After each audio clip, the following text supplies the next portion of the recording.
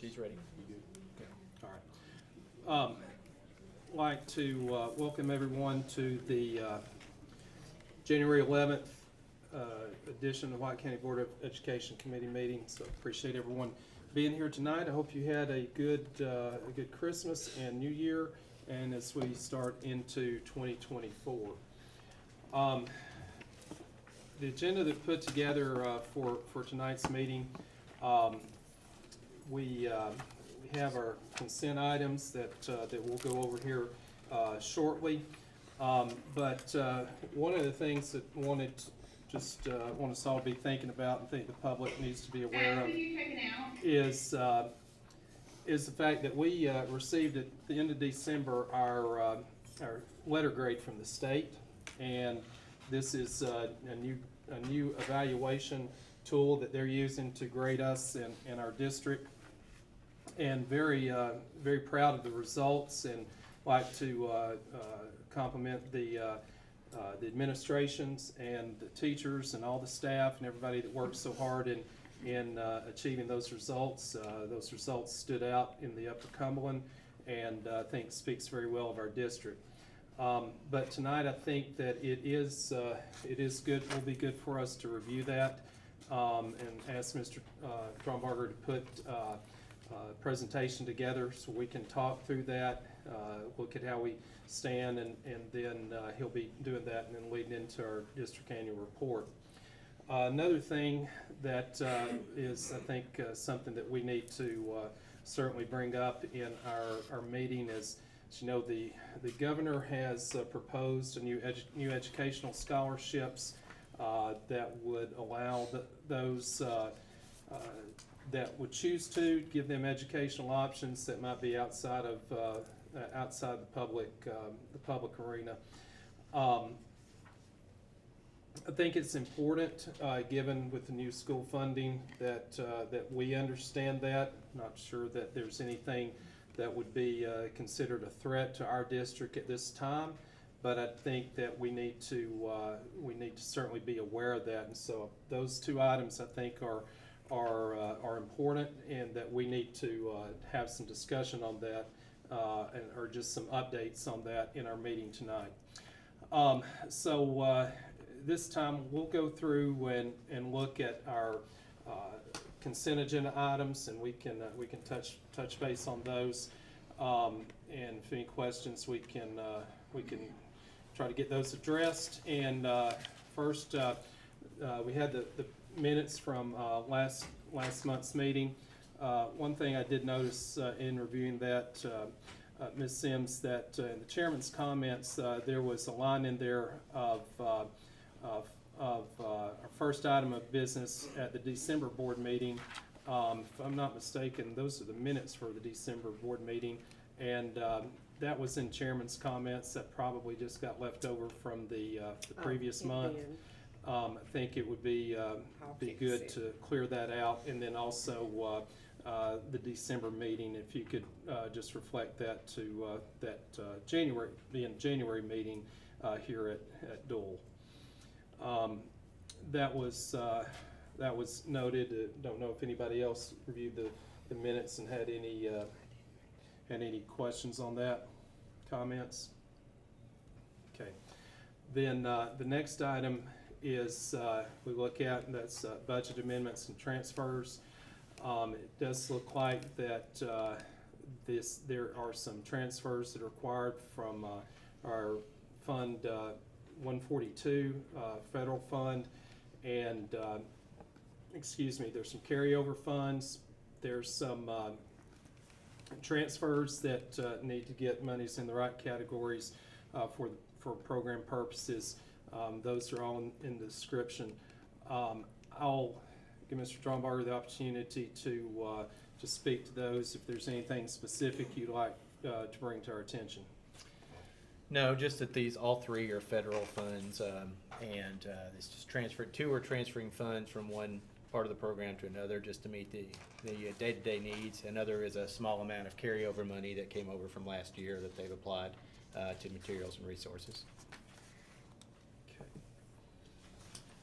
So, are there any questions about those those budget amendments? Okay.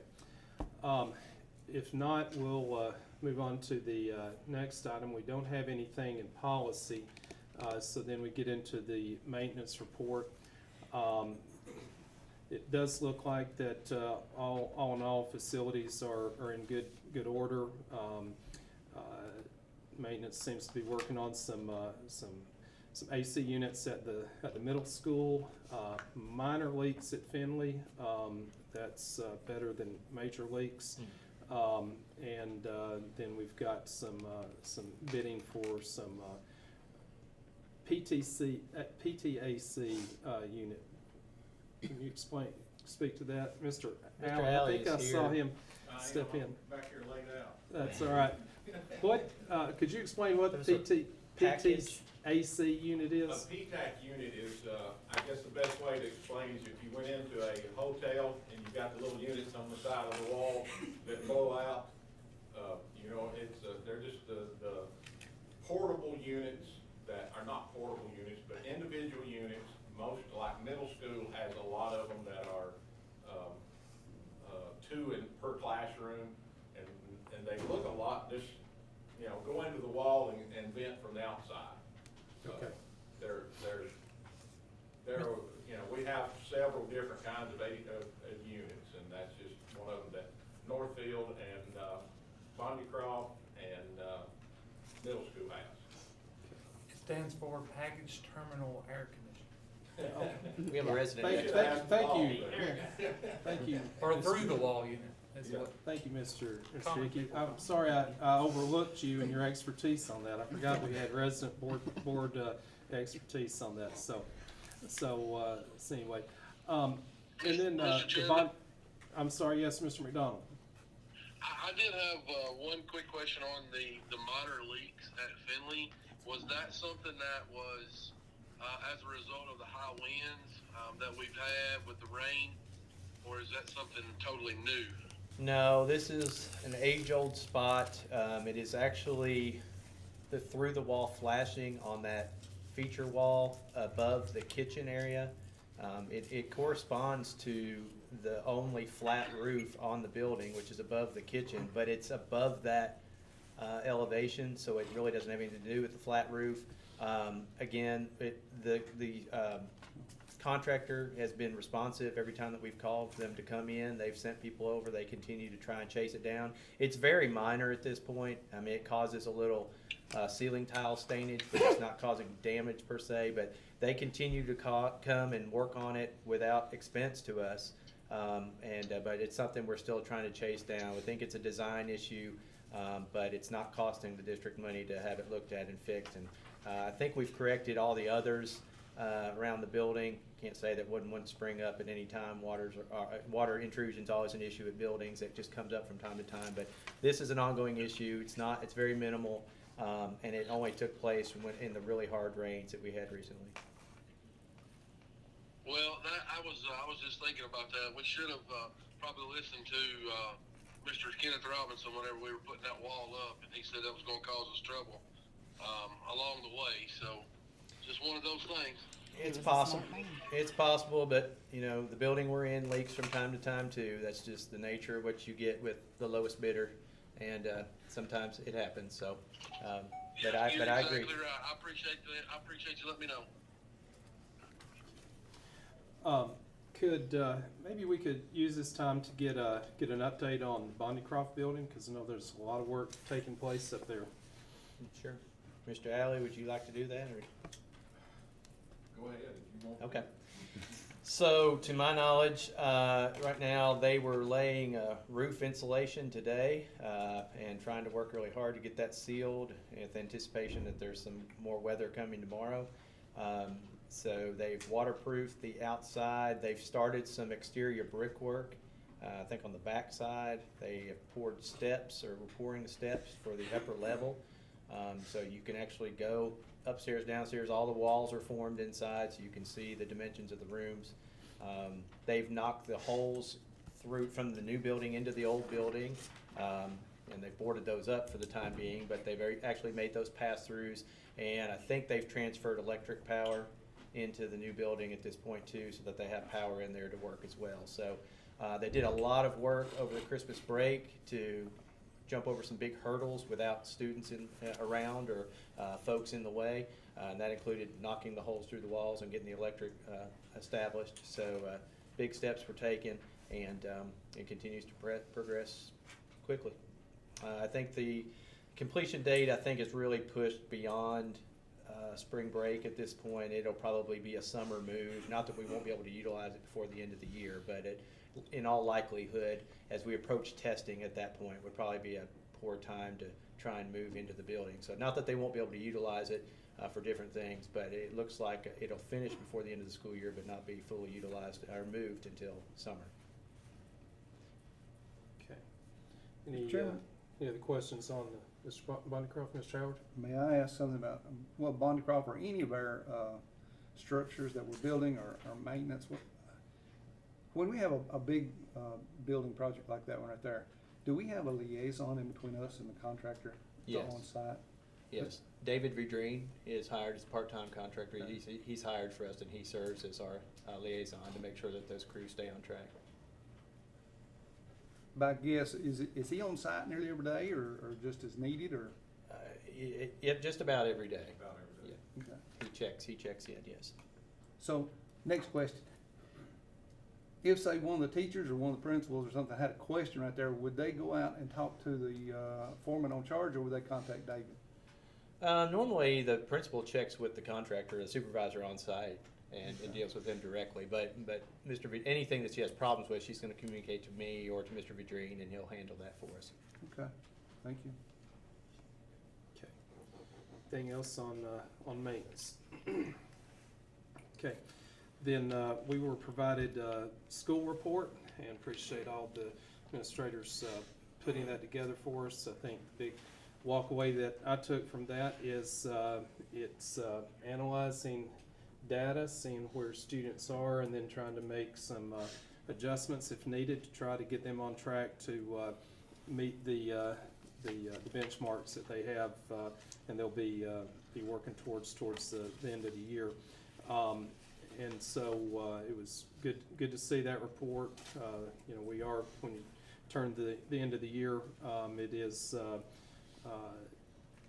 you start getting on that fast track to spring, and so I know a lot will be going on over the next several months, and a lot of ground to be covered. Another thing I'd like to note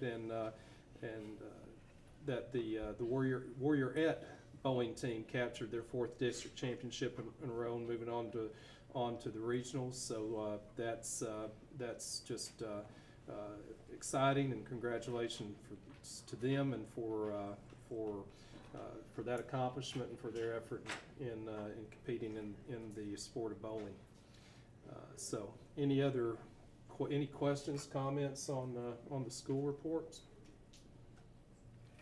Mr. Chairman, I have a question here, and I've not discussed it with anybody. I had a person ask me that is there a way for someone to direct traffic coming out into and out of Finley onto Spring Street or off of Spring Street during the high volume times? We have anybody that can take care of that, or how could that be handled? If this is the right time to ask that question. We've looked at that before. I think part of the issue is that's a state road, and we don't really, I don't think we have the authority to get out there and do that. We'd have to have permission to do that, and we've talked to the city about helping. They do help during the fair when Golden Mountain is closed. They do come out and help us during that time. But I've studied that. I mean, I've watched that several days, and there are times that it gets backed up, and then most days it flows pretty well. I mean, that school's been there for 60 years, or one of those schools, and it continues to flow pretty well. If there's a traffic problem in Sparta, I guess that's it. But I've watched many days where I've actually sat there in a parking lot nearby and watched, and it flows pretty well, and it wasn't a problem. Other days it is. So, I mean, could we make an agreement with the state to get permission to do that? I would think so. It's just we would have to pay somebody to do it if somebody wanted to do it. And we'd have to look at the legalities too of that particular road, and it's possible, but I don't. Like I said, I haven't in my observation, I haven't deemed it, and I've had a child there for the past 5 years, I haven't deemed it as a serious problem. There are other ways, avenues out of that school that you can utilize, and you know, even at Doyle, it gets pretty crowded here in the afternoon for a few minutes, but just depending on when traffic's coming down the road, when you're here, when you're not, when, you know, do you wait a few more minutes? I don't know. I haven't deemed it personally as a director as a problem that I felt like we needed to throw money at to solve, but it is a possibility. Thank you. If I could ask one more thing about that. If there was a possibility, I don't know the legalities either, would there be a possibility of putting like we do at a lot of our school zones, put a 15 mile per hour during school letting out time on Spring Street right there where it's slow, maybe open, and add an opening? Yeah, I'd have to look at Traffic. how the distance is. We did put signs up on Hale Street, but there was some that were missing there. We did do that, but Spring Street we could look at. But again, that's a state right away. That's something we could discuss. I Okay. can definitely reach out to those folks. Get a chance and give us a report back out. Mr. D, if I could, I think that would be a Tennessee Department of Transportation would have to deem that a liability to put those signs up there and change that. It'd have to go probably through the city meeting and the county meeting as well to get that speed limit changed at that time. Just my thoughts on that. Yes, it would definitely be something we'd have to talk to TDOT about as far as right-of-ways and signage. And there's limitations, how far away from the school would you put that? But those are questions we can ask for sure. Thank you. All good questions. I was just asked to present that, so I promised them I would. Okay, thank you, Mr. Howard. All right, if nothing else on school report, we'll go to our budget report. Mr. Hickey, do you have anything you want to speak to on that? Yeah, Mr. Markham did send some notes. Of course, you have it in your packet, you know, kind of showing number-wise. But he did make a couple notes. First one, revenues in total are up over the same period last year by just shy of $2 million. Local taxes are down roughly $500,000 compared to last December, but this is primarily due to the timing issue in the receipt of taxes paid by the mortgage companies. So that'll kind of all pan out. Expenditures are up in salary, all right, but the reason for that is you know, teacher payroll timing. We're actually ahead by one payroll run compared to last year's numbers. Utilities numbers are actually tracking down compared to last year. You know, so far so good. And then overall we finished December, which is halfway through our fiscal year, at essentially a break even. All right, so that's good news. Okay. Thank you, Mr. Hickey. Any comments, questions on the budget report? Mr. Chairman, I'm sure it's probably obvious to everyone, and I may just need clarification. You know, from the right-hand side of the column where it says 2023 year-to-date, and on the left-hand side it says, what I'm looking at says 2024 year-to-date. There's about $6 million increase from last year to this year in revenue and expenses. If I see it right, is that going to be a one-time thing or reoccurring, or is that where we've moved to, or is that different government funding, or how could somebody quickly explain that to someone in the public if they were going to ask? 'Cause I don't know how. Mr. Howard, and from the revenue standpoint, I can't speak ongoing, but just for this fiscal year, the state of Tennessee has bumped up their budget. We have budgeted $6 million more from revenues from the state of Tennessee than what was budgeted last year.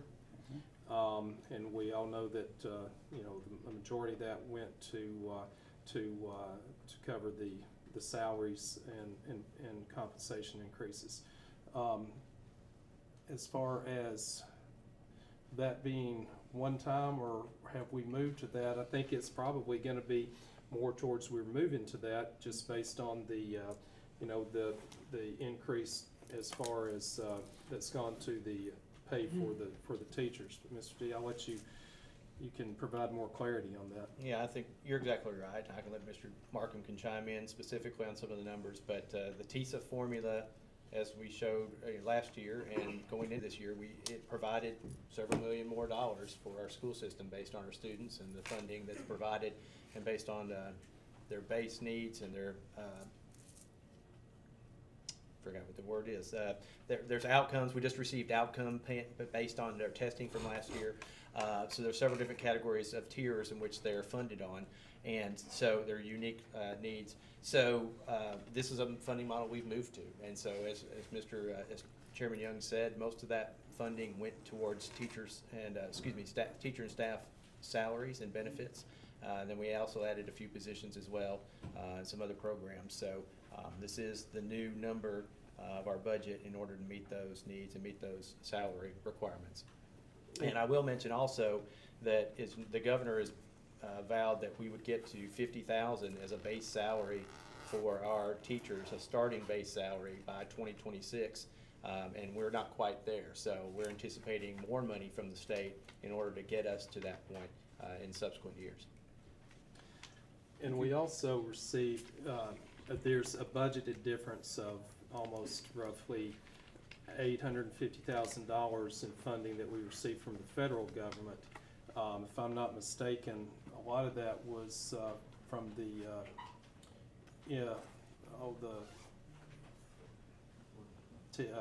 well, I can't think now.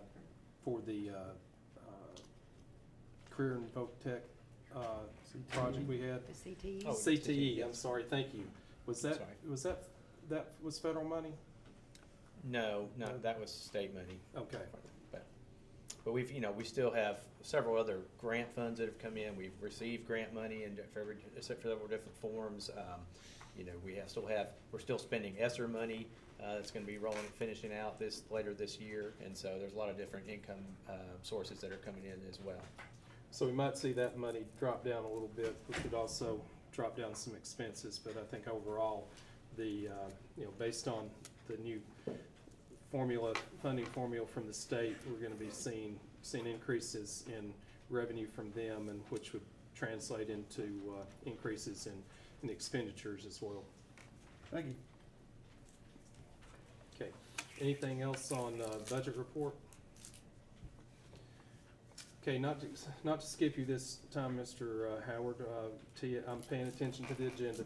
TLN report. Not sure if you have anything you want to address with us on that. Thank you, Mr. Chairman. My eyes are so crossed now from trying to stay on the computer today all day to see if we have something to report. It's all speculative. The state legislation came in on Tuesday, and I thought that I contacted TSBA and asked them for a couple of their positions and strategies of statements of strategies, and wondered if anyone had read. They were available to all. Did anybody read through their TSBA position statements? If not, I'd go through a couple of those. Did look through them. Not committed to memory, but did peruse through them. Okay, and I won't touch on one other thing that I don't know enough about to really talk, but Ben Torres said that he just received that information today too. But mainly on the TSB positions and statements right there, just real quickly, TSBA believes that the takeover of local schools or schools districts from elected school boards and the communities they serve should take place only as a remedy of the last resort, because they have legislation coming through the state that could, impact us on that. TSBA is working against that. Local control, local school board. TSBA believes that the local school board reflects the needs and aspirations of the communities they serve, as well as the interest and concerns of professional and non-professional employees. And nonpartisan lay control is best ensured when education policy is made by local lay representatives who undivided attention and interest are devoted to education. So, we have also this thing that came up last election about partisanship. If I understand TSBA correctly, they're going to try to see if that can go back to nonpartisanship for school board elections, which I think would be a good thing. Since local boards know the unique and varied needs of their communities, TSBA believes that the General Assembly and the State Board of Education should not violate local control through laws, rules, or regulations. And then skipping a few more of their beliefs here. The federal financial support, TSBA believes the federal involvement and recognize that policy decisions regarding education are best determined on the local level, and local boards of education must maintain control of public schools. So, with that said, about the Title IX money, and then about vouchers, and what type of federal or local or state, we could turn around and also probably apply things that the federal government would add strings to that our state government could possibly add strings to also. And that's why I just wanted to highlight a couple of these things that TSBA is wanting the local school boards to be aware of, that they're supporting, and would increase or improve their support also to hear from the local school boards. You've been there, Mr. Chairman, also for TLN voting of our last legislative meeting at the state down there. We get to voice our opinion, as boards and TLN members on what we would like to see passed through the state legislature. And so it is important to stay abreast. This letter grading system for public schools is going to be a hot topic. TSBA is also pushing to allow the publishing of each individual school scores of performance to be a thing if this is passed, not just the overall school, ELA.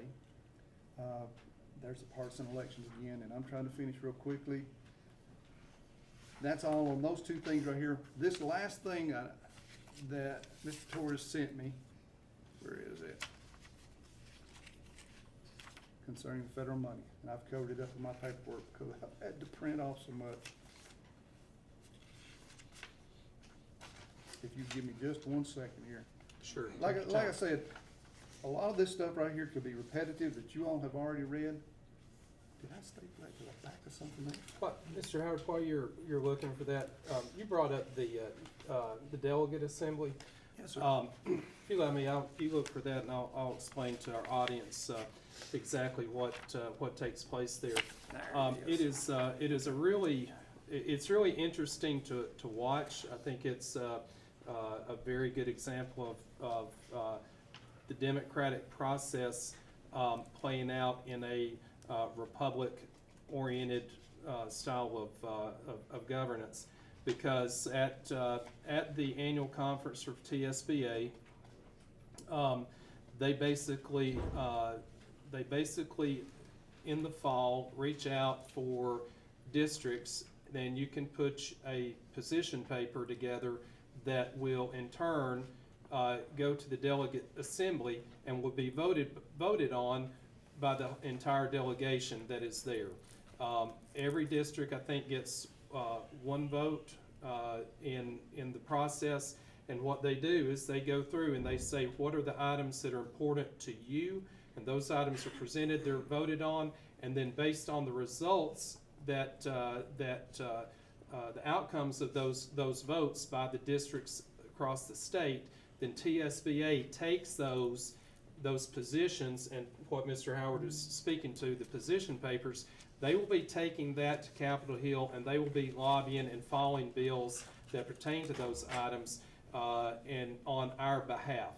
And so so it is important what comes out of those the positions that they take, and also just how we our knowledge of that. Some of them don't affect us. Some of them are very district specific. But at the end of the day, there could be a position that they take on an item that would have impact on us. So it's good that we stay abreast of what their positions are.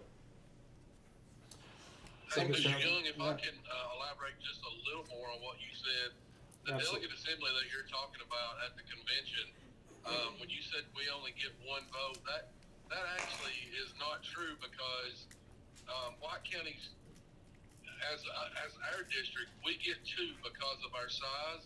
So somebody like metropolitan Nashville or Shelby County, they're going to get probably 4 or 5 votes to voice their opinion, and it's based on size. It's just like TSSAA does with their sizing. So You know, And just like the federal government does on the House of Representatives. that's exactly, I think Yeah, it's based electoral exactly off of that, so. Hey, Mr. McDonald, thank you for clarifying that, because it has been a while since I took part of that, and I was just going from a assumption of memory. Yeah, So- as a district, White County gets 2 votes at the delegate assembly, at convention, at TSBA convention, so. Okay, thank you. Mr. Howard, did you find what you wanted to speak to? I did. I have my screen right here. Thank you, Mr. Chairman. And thank you, Mr. McDonald there also for your all's expert opinions and input. And this is just a report.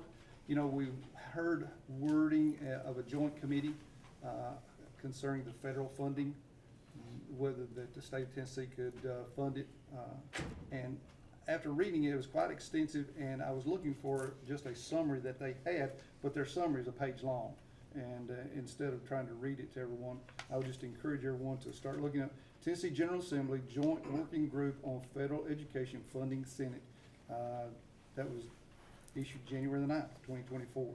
But they still have a lot of questions. They still have a lot of things to resolve to see if it would ever be feasible. There's going to be both sides of the aisle for it, against it, and we'll just have to see if it's feasible. Like with state money or federal money whatsoever, they usually have a lot of strings attached to it. And who knows which way would go to be better. I think on a local level, we come closer to making decisions for our local school, our local LEA, better than any state or any federal. So, but how do you keep their money and not the strings? That's the bottom line. The ideal situation on that is the money never goes to Washington, so we have to ask for it back. But that's just one person's opinion. But to your point, Mr. Howard, that is something that I think does bear watching with within the state, the General Assembly. Back in December, just overheard some comments on that, and it didn't appear that it had as much traction in the Senate as what it did in the House, but that could change. So it's something that we need to be aware of. So thank you. All right. Anything else, Mr. Howard? No, thank you. Board members, any other questions? TLN? Okay, let's move on and review our monthly threat assessment report. Thank goodness we only have had 2 cases in the month of December. At the high school and at Finley, both of those cases are closed and no threats were identified. And then finally, we look at our personnel report. Continue to receive applications, conduct interviews, and offer position and hires.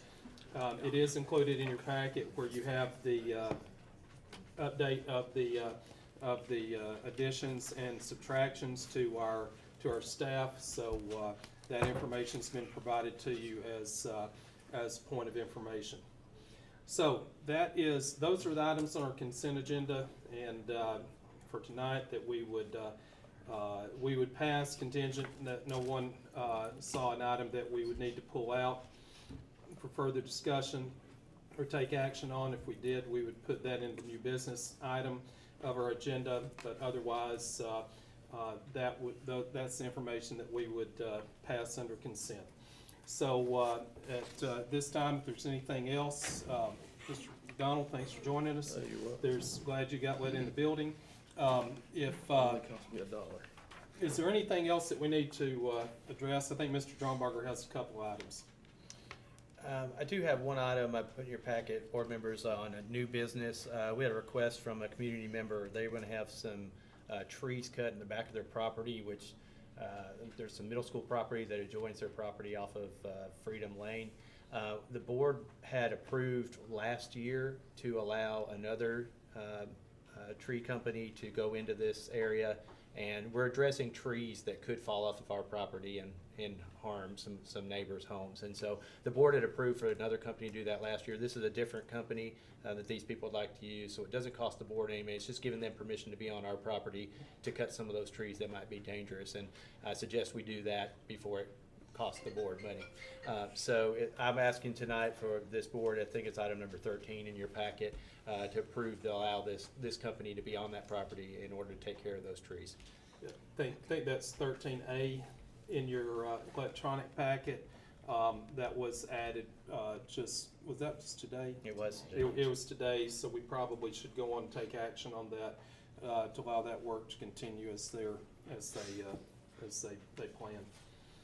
So, with that, we'll add that item to new business, if you can make that adjustment on the. Okay. So, On our so document. question on that one, Mr. Chairman. So the way I'm reading that, so if they, and I do remember this, it's been a while, but, so are they aware, are the property owners aware, I mean, when we have a subcontractor going there and do this, they're aware that they're gonna have to go on their property to do cleanup and things of that nature? Yes, we've talked to every one of these owners, and this is just these two houses, which are on the far end of that property. There's 5 or 6 houses that connect to that. So this is on the far end. They want to go ahead and have this done. The other contractor's been having a hard time with timing and weather, getting in there and getting that done. So they have somebody that's willing to go in there and do it. So they want to bring this other company in. We're just giving them permission to do that same job. I also talked to the previous contractor. He was fine with them getting it because he doesn't have time right now to do it. So just they want to have permission from a legal standpoint to be on our property to do that work. And that's on Freedom Lane? Correct. Freedom Trail. Freedom Trail, yes. And you said that's no expense to us? Correct. Okay. Okay. Is there anything else? I don't believe so. Okay. All right, so, Mr. Mr. Chairman, if there's nothing else in policy or work, would anyone consider wanting to talk about any of the policy requests that I had put on the regular agenda? Because looking back at it, it could have been covered at this time, either one of them. okay. Just discussion, don't I- you still want to bring them up or not? We can discuss those now if you want, Mr. Howard. That's fine. It's your You choice, asked for we've it got a few you- minutes. You asked for it to be on the agenda, so if you want to take, we want to take 5 minutes to discuss that, we can do that. If you want to start with policy 1.2021, boardmanship code of conduct, I figured that would be the simplest probably to get into, and we've discussed that in the past, to see if we want to make something into something we would like to have a board to sign. And I know all the policies we pledge an oath to follow and uphold, but it just seemed like this one policy, 1.2021, sort of epitomized, and says it all, in my opinion, right there. And I just wondered if anyone had any opinion on wanting to discuss it now, or say that we can save some time during our regular meeting. I was wanting to think that, Mr. Chairman, Mr. Howard as well, my first couple of years on the board, I almost believe we had an oath of office that we signed, but I'm not for sure. I've dug back and tried to find how it was worded and what it said, but I'm not having any luck finding it. So I know there was at a time that we did sign something every year at the start of like maybe our first meeting in September of the new board. So I just wasn't having any luck finding it. I don't know if you have any access to old meetings. I was gonna ask Miss Linda Alley, she would know, because she recorded all that information, so I'll ask her. Okay. So, other board members, thoughts, comments? I think if I understand you correctly, Mr. Howard, the question is, do we as a board feel the need to sign the boardsmanship code of conduct in our policies to have that on record? Is that correct? I would like to see something similar. It depends on, how the board wants it. I'm not trying to dictate anything right here, but I just think it's important enough to have an extra recognition from the board here, whether it could be one document and just put our signatures on it, electronically filed or whatever, or one document that we would like to have signed every year. But I just want everyone's input. I just like to see the recognition of this as being something that, hey, we take serious, and it stands out to me as one of those policies right there that I think Mr. McDonald said that, hey, we could have had in the past. I think it's a good thing to continue, and to say, hey, for the future generation, we believe in these, we hope you do too. So yeah, I'd like to see us to have an official copy sometime or another of this right here for everyone's line item to sign, and we sign off on it. So if I could, Mr. Howard, are you suggesting that the board would sign this? Because I can create this in a document with line items. I mean, you could sign it with that, but I can actually have it printed very easily with your names on it, where a sign line, a byline, and you could sign it if that's what you'd like to do. I mean, if that's what the board would like to do, I can have that ready for you by the next meeting without problem. I think it'd be great. Just depends on the rest of the board. If that's something the board's interested in, Mr. Chairman, Okay, well, let's go around and see. Ms. Stone, do you have any thoughts? I'm for it, that's fine. Ms. Fowler? It's a good idea, I think. Mr. Hickey? I'm for it. Mr. McDonald? I think it's a good idea. I think it gives us a chance to hold each other accountable. You know, when we're at the point of, you know, we may be in the wrong. It gives another board member to say, hey, you're not following policy. We need to, you know, go back and remember what you signed. So I think it's a great idea. good. I'll just share my opinion. It may differ a little bit from yours, and that's okay.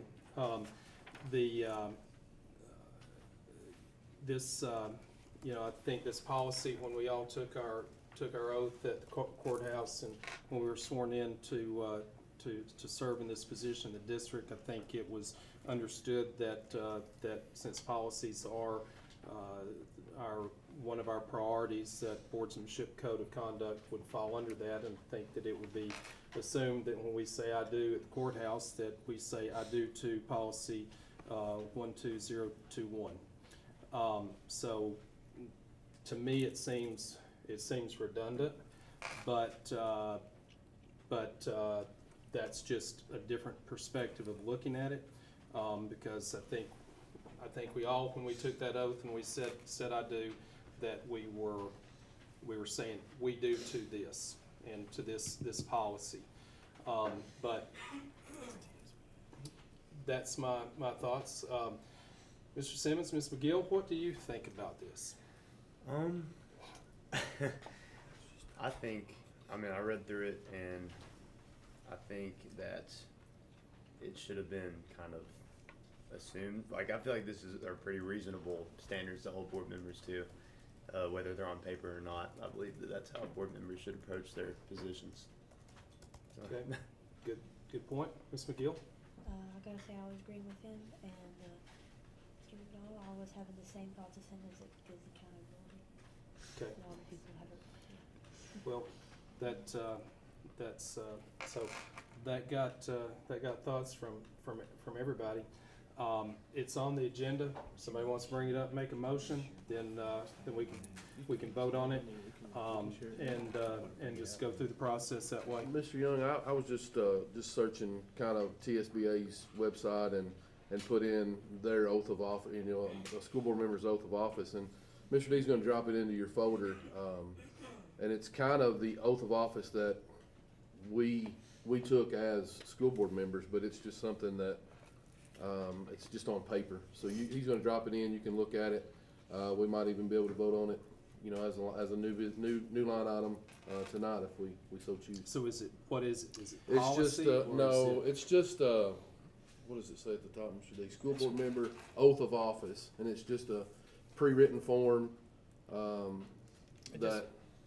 Go ahead. Well, it just has several bulleted items. It says, as an elected member of the board, I will place interests of children above all others in every decision that I make.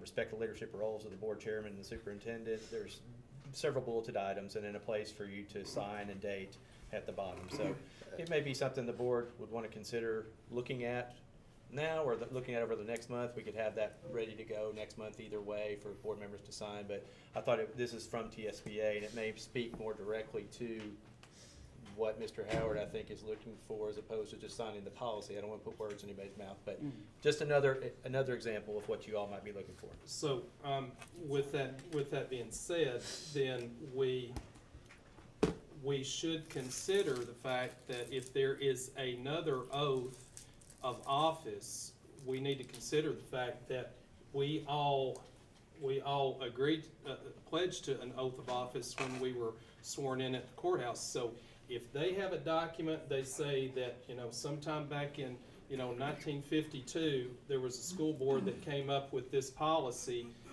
or this oath of office for school board members to take, then if we come and introduce another oath, there would be some conflict, okay? That would be a conflict. You're gonna have to figure out which one takes precedence, and I think the election commission would probably prefer that if there was gonna be a change, that they be notified of it, because. And I think we could even change the name of this. I mean, it doesn't have to be an oath of office. It could be the White County School Board's Code of Conduct, or we can change any of these bullet points to meet what we as a board, would want it to say. And Just use our policy. and we could, it could be, we could just be something we sign like our policy. I mean, Yeah, that's. I think Mr. Howard had a good point as far as we've already got the policy there, but if we could just put the paper that we sign, just put on there, I, board member, your name, And you the know. date. Well, you could take the policy, you could sign it, And then at the bottom it have would a be, signature. it would mean the same, it would be- same thing. You could print off the policy and everybody could sign it if that's what what a board chooses to do. That's gonna become an annual agenda item on our calendar, so we need to make sure that we would update that, or we would just say that it would be effect until term ends. I'm not sure. I mean, there's some things there that need to be considered. Mr. Chairman, I make hopefully a final comment here. I love everybody's opinions, and I think we're all moving towards the same direction right here. If I remember correctly, our oath that we took at the courthouse was uphold the Constitution and the duties and responsibilities of the school board. I don't remember them being spelled out like this right here. And for anyone that doesn't know what we're talking about, it's like some of the highlights that the TSBA might have, that we have, says my relation to the children, has a couple of things, my relation to my community, a few more things, my relation to teachers and personnel, and then goes on down to my relation with the director of schools, my relation to myself, and the responsibilities of a school board member. My sincere desire of this right here, because in the heat of the moment, our disagreements and everything, it can get a little out of hand, and I would just like to be accountable, like Mr. McDonald said right there, say, look, you signed this right here, let's calm down, okay? And let's get to the business. That's my sincerest goal right there, is to have everybody on the same page, working for the same goal. And if this will help, if everybody's in agreement, if this will help, I'd love to see it. Okay, we're running short of time. There's another item, definition of lines 16 and 17. I'm not sure if we can get that. Maybe we just leave that for discussion at a regular meeting, but Chairman, that was that's on a different policy. Yeah. 21. All right, so would you check your agenda, because I've got, if I'm not mistaken, I've got that as 21-021, the definition of lines 16 and 17. Yes, if I did that, I made the mistake, that should be under policy 1404. I made that mistake. Line 16 and 17 of policy 1404. Okay. So, if you need that to be corrected and Or done did I make a another month, mistake on or that? if you need that to be done under policy 1404, we'll discuss it full meeting, full court. So, Mr. Howard, that was, it was under 21-021, or 12-021, definitions of line 16, 17. Would it be too inconvenient for us to be able to pull that out and have the opportunity to talk that in next month's policy? You're talking about the entire policy 1404 and line 16 and 17? Or we can talk about it in, do you want us to just move it down to agenda item number 11? I would like that if that's your Okay, your all right, discretion. so we're gonna change the agenda to move, item 9A, and we're gonna make that 11A. Okay. Thank you, that was my fault, my mistake. All right, anything else? Okay, if not, I'm gonna, call our committee meeting, adjourned, and, we've got a 6-minute warning until we, begin our regular meeting at 6. Thank you.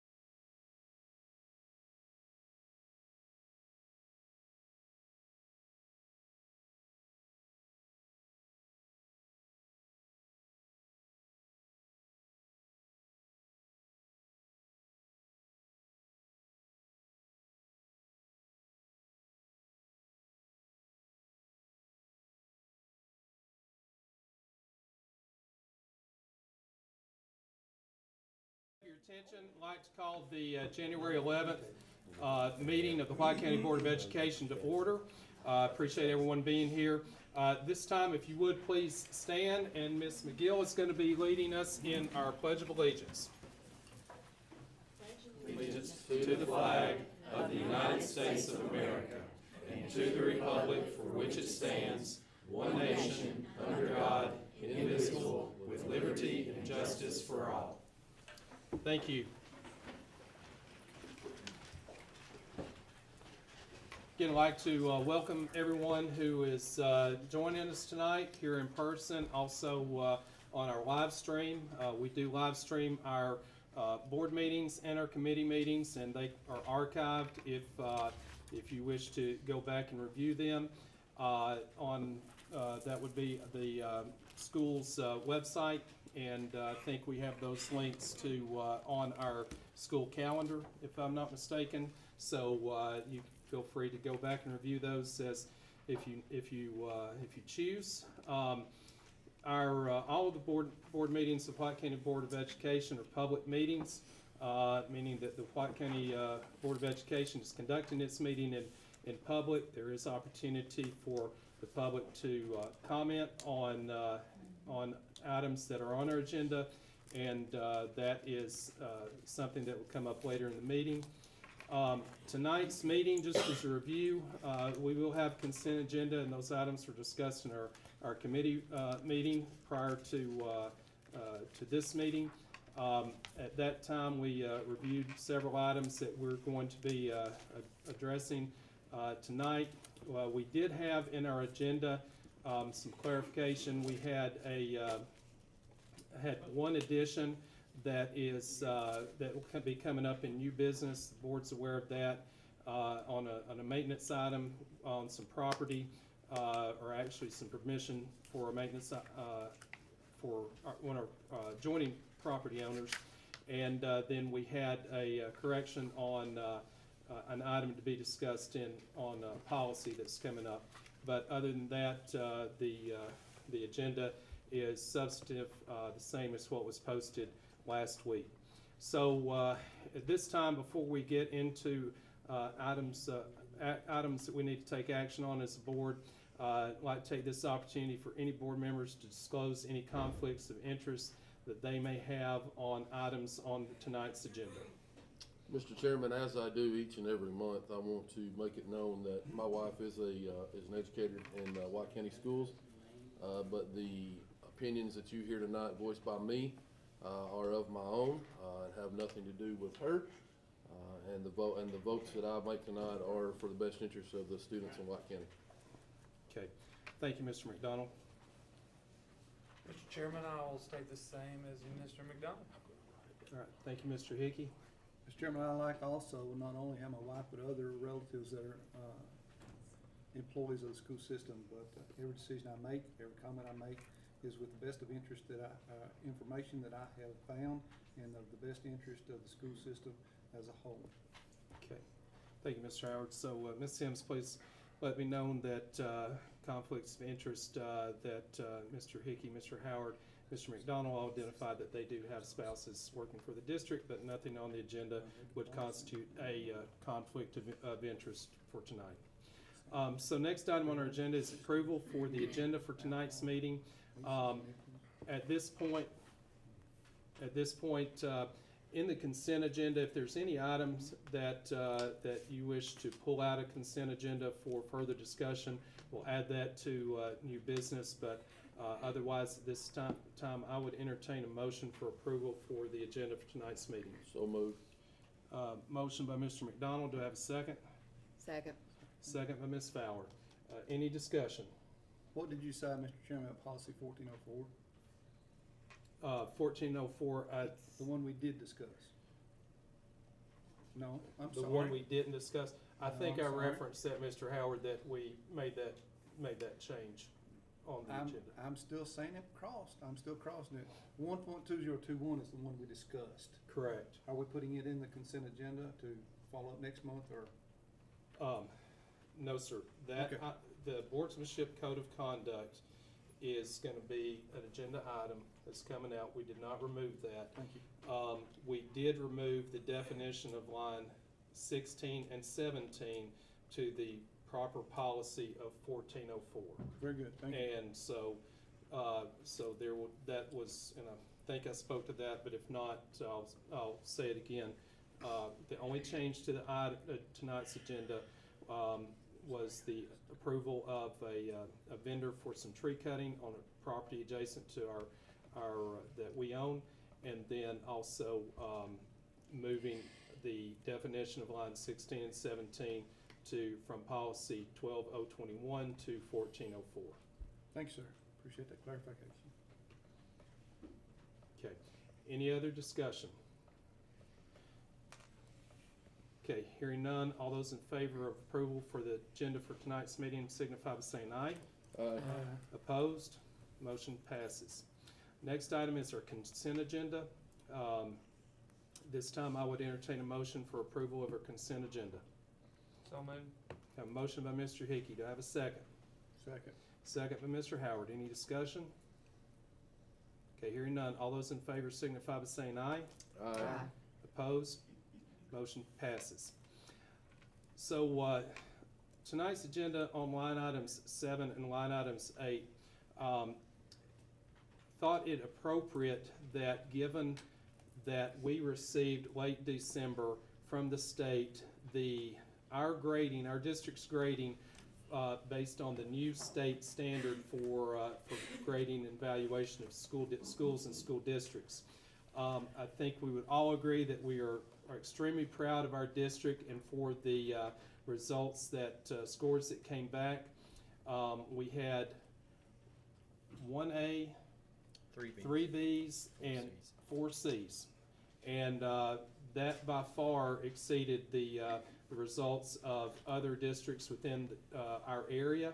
And I think big congratulations to our district and our administrators, our staff, teachers, everyone that contributes to educating children in White County should be commended for this effort. But that is an item of significance, so I've asked Mr. Drombarger to give us an update on that in his district report. Also, another item that will be coming up in state legislature is the governor's proposal of education savings accounts or vouchers for educational choice in the state. And so that is an item that, because of the new funding system that the state has in place, has moved to now, where the money follows the student. It is in our interest that we should at least have a discussion in public where we just say that we understand this and this is taking place, something that we may want to watch and just have that discussion in public. So those are the reason those two items are on the agenda tonight. That was a prerogative I took because those are items that I think are significant to our district. So this time I will turn the floor over to Mr. Drombarger so he can give us a district update and speak to a couple of those items. Thank you, Mr. Chairman. So, board members, if I could, I'm going to combine the items in agenda item 7 there. I'm really going to read over that district annual report and speak to the letter grades as part of that. Normally I give you an update about building projects and safety and academics, and I'll be glad to answer those questions that you have afterwards. But I think I'd like to take the time tonight to address specifically the things that are on that annual report and then address the letter grades as well. So if you would indulge me in that. As you look at that annual report, which is in your packet, as we said before, this is a living document. We're using a lot of 22-23 data to answer some of these questions, but we're in the process right now of doing those evaluations again throughout the 23-24 school year. But you can see the number of applicants on this is agenda item number 7C in your packet. You can see the number of applicants that we hired and interviewed over the past year.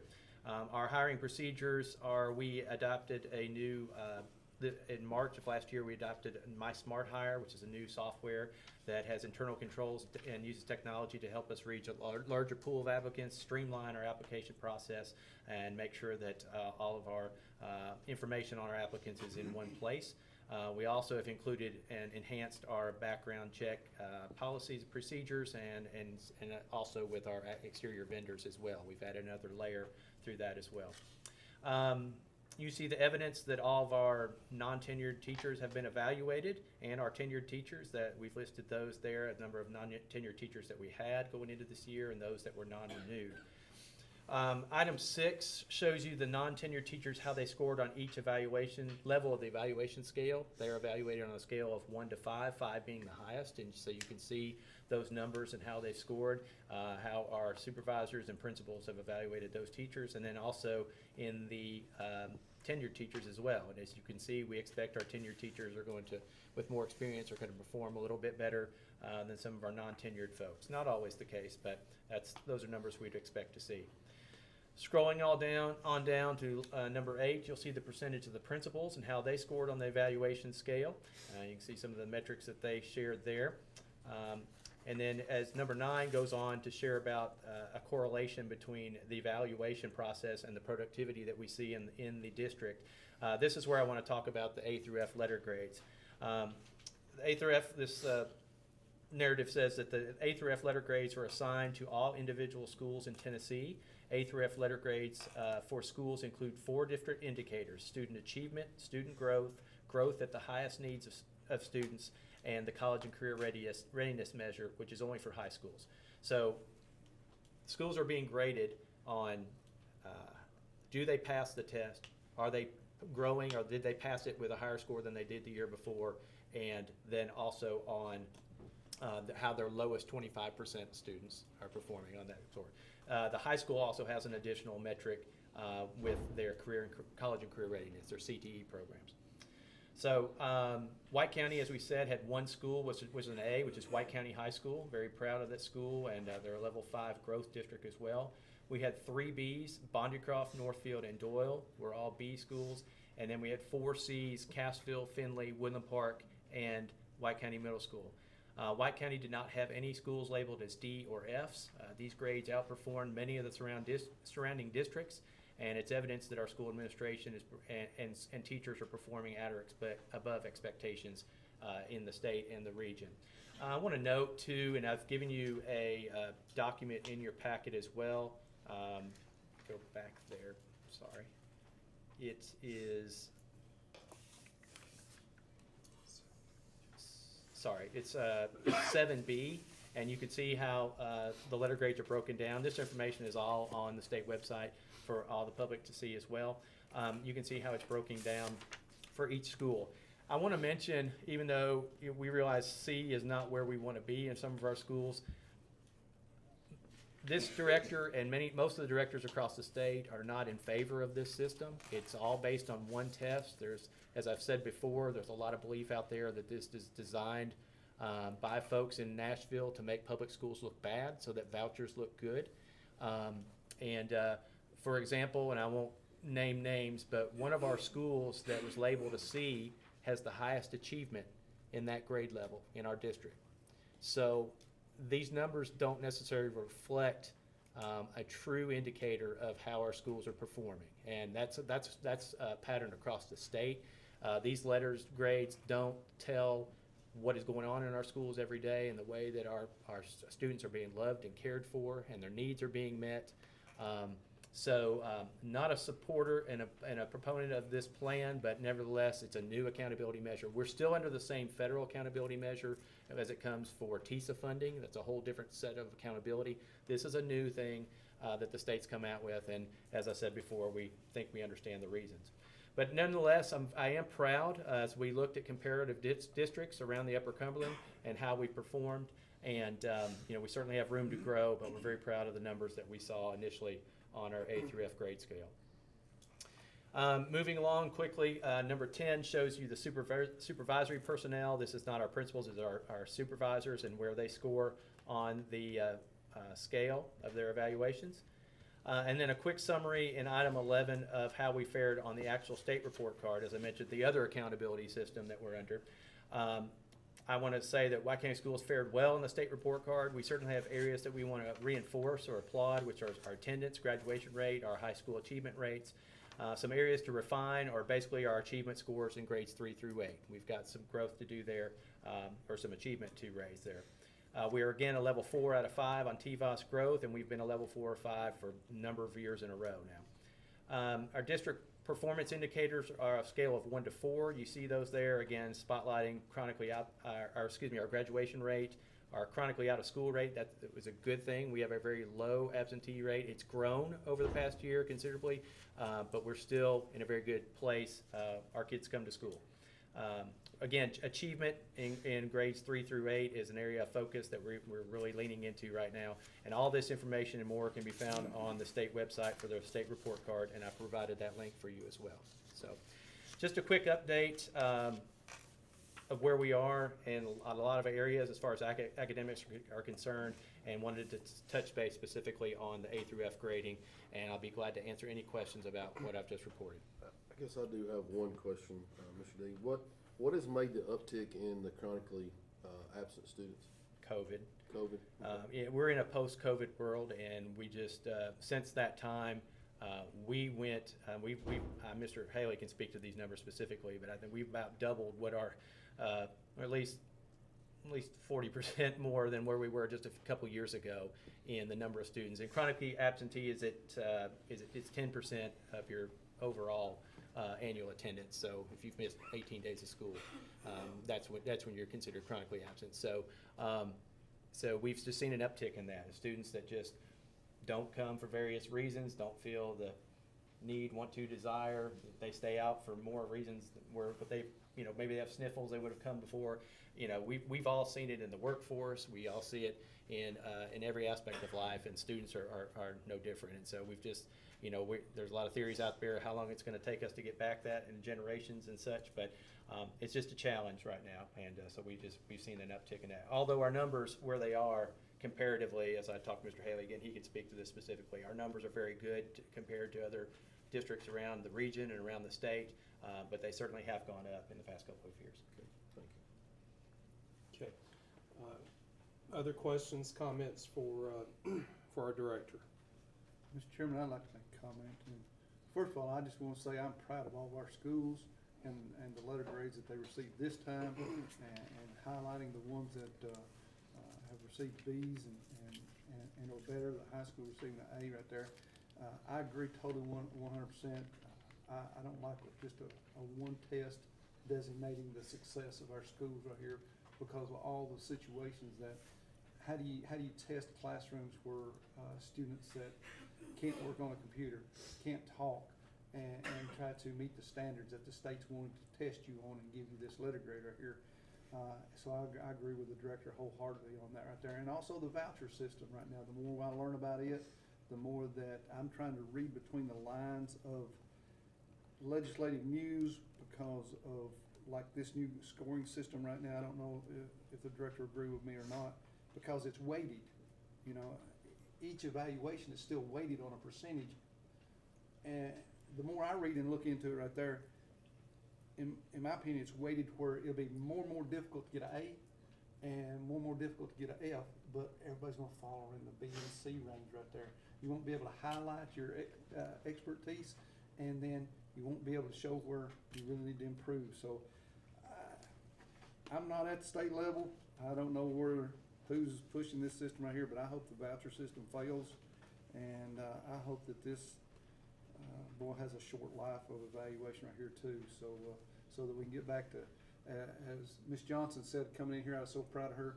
Congratulate her on getting a B right there. I said, what's your success? We need to model your success and duplicate it all through the county. She said, we just love on them. We just love on them. And I think that's one of the greatest starts you can get, is just show our kids we love them, they work for you.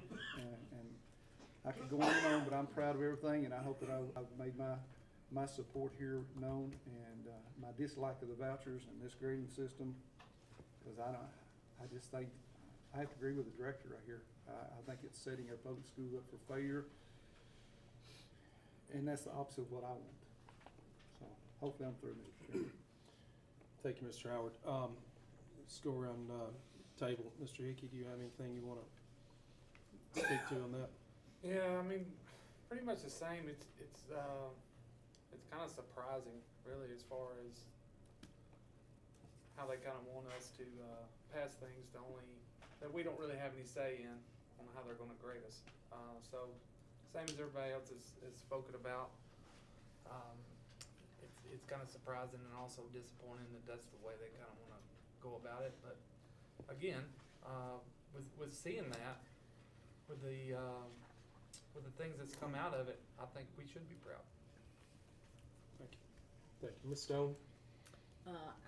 Me and Tracy went to the new orientation, and they discussed a lot about the vouchers, and they was reiterating the fact that they're pushing this to make the public schools look bad, and make more people want to go into the vouchers and the private schools, and of course they're against it, and I think that they are setting the public schools up for failure. Okay. Mr. Simmons? I haven't looked into the voucher program a whole lot. I know about as much probably as people watching, just the average person.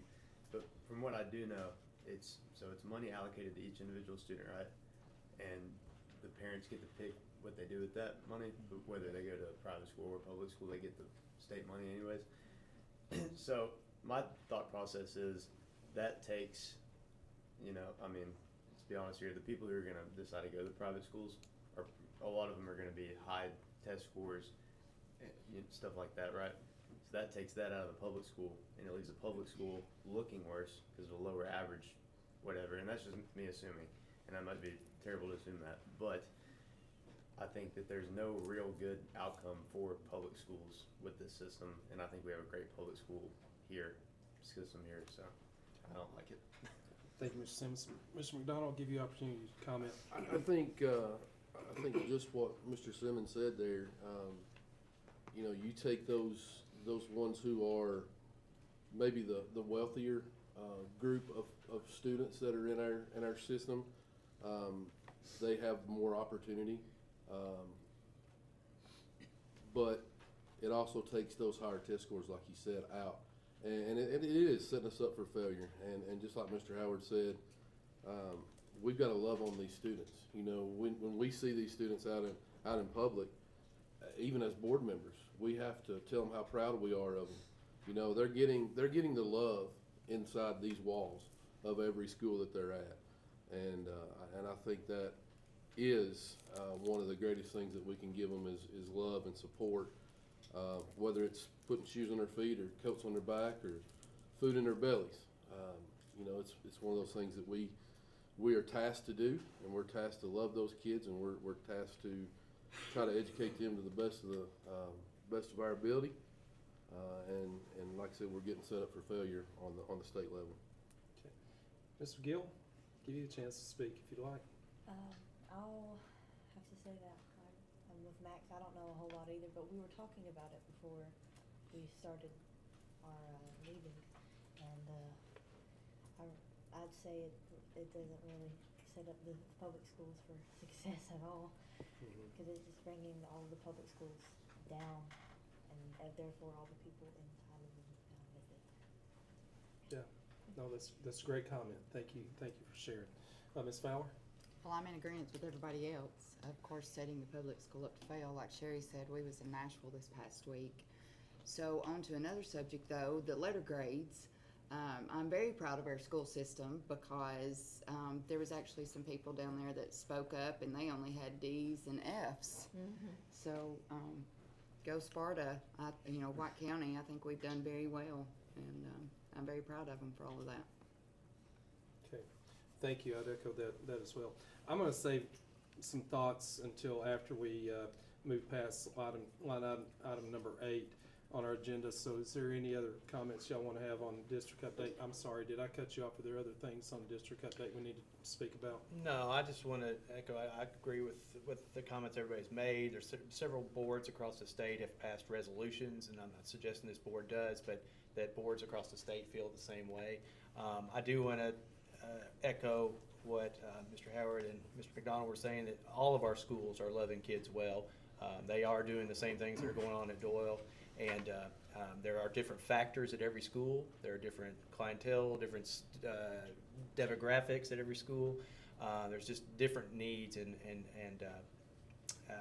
at every school, and so but all of our schools are working hard. I'm very proud of the work that's going on there.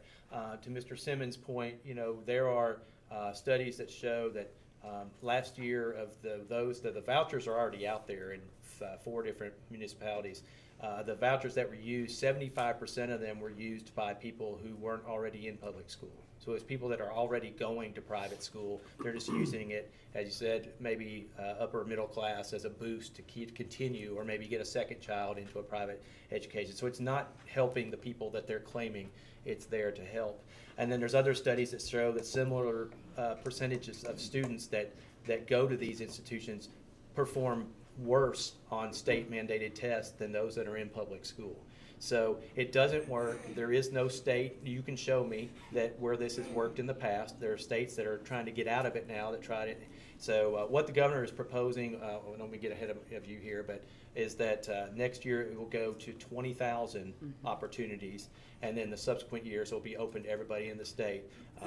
It's a bad idea. It takes money away from public schools. They say it's going to come from a separate fund, but if a child leaves public school, that money is money that leaves the public schools at that time. So that reduces the public schools' revenue, but it doesn't replace the need, because if you pull 2 or 3 students out of a class, I still need that classroom teacher, but now I have 3 less students in funding to pay for it. So eventually that's going to make class sizes go up. It's going to make us cut programs, cut positions. It's bad for education, and I'm sorry, Chairman, if I got ahead of myself, but thank you for the opportunity to speak. You're fine. So, so then let's move on, and I think it's we should go on record for public benefit, just to make aware of the Governor's Educational Freedom Scholarship Act is what it's called, and it is the spirit of this is where the money follows the student, and with funds being set aside to for these scholarships. And so the narrative is that, well, you know, the money should follow the student, and I guess conceptually, you know, for the taxpayers, I understand that being a position that that makes sense from maybe a parent's position. I guess if I had kids in school, I would probably understand that it would mean a little bit more right now. And so I understand that, and understand the climate. And so the one of the comments that I heard this week regarding the subject says, well, you know, the district will not, they won't lose their local funding. And so, for example, the state, if I'm not mistaken, allocates approximately on average $7,000 per student for education, and so that's will be $7,000 that a student would be taking from, say, a public school district to a, say, private institution or something of that nature. So as Mr. Dromberger mentioned, that money's moving, and the comeback would be, said, well, we're losing money. They will come back and they'll say, well, you're not losing your local monies, okay? And so if you are in a district such as Williamson County, which is they probably receive the least amount of state funding for their education system, that's not as big of an impact. But when you get to a district like White County, that could. So it is something that we should monitor. We should be prepared to speak to the public if asked about this, and we should be knowledgeable about how this works, because at some point, somebody may ask us a question, say, you know, how is that gonna impact, or what's your thoughts on that? And, that with the new letter grade scoring that the state is measuring us by, I think it's important for us to understand that those A's and B's and C's that grades that we got, those are really important, because the only way that you would the way that I see that you could insulate yourself from a potential exodus of students going from your public system to some other school is providing excellent education and showing performance year over year at a high level. And our district has done that, and it continues to do that. So that, for our staff, our administrators, our teachers and stuff, you know, that will be something that you'll be tasked with, as the goalpost in some respects has shifted on how we're measured, and you're going to be the ones that will have to carry the weight of this. As a board, we should make sure that we are supporting them in a way, understanding what they are going to be faced with as we get into the 2020, the 24, 25 year, 25, 26 year on through, because this will, you know, at some point it will impact us. We can't say how it'll impact us today, because we don't have the pressures maybe that something in a metropolitan area would have, but it could. We should be aware of it. We should make sure the public knows that we're aware of it, and just stay educated on the subjects ourselves. So that's the reason why I wanted to have those two items on for discussion tonight. We could get that out there, and we could have a discussion. Appreciate the comments, and I think that was very valuable to our discussion tonight. So with that being said, I'd like to move on to Mr. Chairman, yes, can ma'am. say something to that? I think that with these vouchers, you also could see an influx of people saying, oh, if I'm gonna get $7,000 a year, I'll just homeschool. Mm-hmm. And some of them, like you say, might not be the best qualified to be homeschooling. And I think that could hurt future generations for people just bringing their kids home to homeschool them to get the money. So if I could add on to that, Mr. Chairman, really quick, I want to make one other point. I'm holistically against this idea of this voucher program, but if it were to exist, then because proponents will say, well, it's our tax dollars, we should be able to take them and go where, okay, that's fine, but they need to be under the same accountability as our public schools, and they're not. Right. There's no A through F grading right now for private schools or home schools. There's no accountability for the level of rigor that the requirements for their teachers that they must have. They're not required. Many of them are supposed to take the state testing, but if they don't, they don't. So I'm fine if that passes, then, and if that has to go through, that's fine. But they should be held to the same accountability measures that our public schools are held to each and every day, without bar none. And it's the only way that would be acceptable if you're going to take tax dollars to do it. I agree, and I'm afraid that there'll be a lot of more people wanting to homeschool their children just for the money. Mr. Chairman, I want to make one quick comment. I spoke with, as serving on the TSBA Board of Directors, I get to speak with several board members across the state, and a lady that I spoke with who is on the Shelby County Board, she spoke out against the vouchers, and they're one of the metropolitan districts that actually benefited from it, and they used it.